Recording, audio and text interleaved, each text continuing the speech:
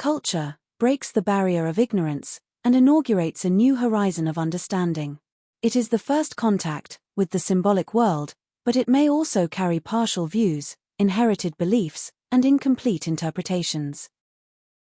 Therefore, culture by itself is information still lacking depth, that is, a point of departure, not a point of arrival. Knowledge, on the other hand, expands and refines what culture offers.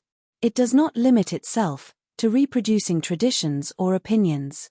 It seeks to understand, contextualize, and transform. While culture may be debatable and subject to biases, knowledge is sustained by clarity, analysis, and the capacity to overcome prejudices. Between these two poles lies wisdom, the link that connects and transcends them. Wisdom observes culture with critical attention, identifies what in it is valuable and what needs to be surpassed, and converts it into solid knowledge.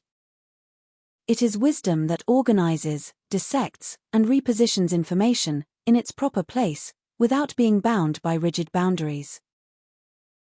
In this way, it becomes easy to see that culture is information still lacking understanding.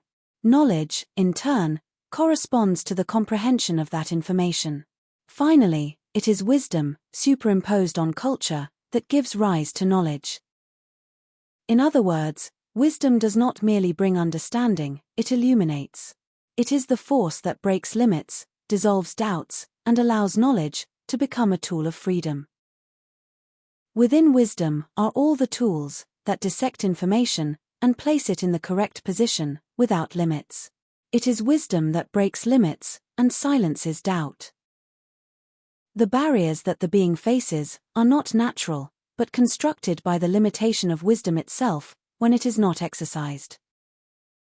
The more the being cultivates wisdom, the more it expands the space where culture and knowledge can dialogue without restrictions.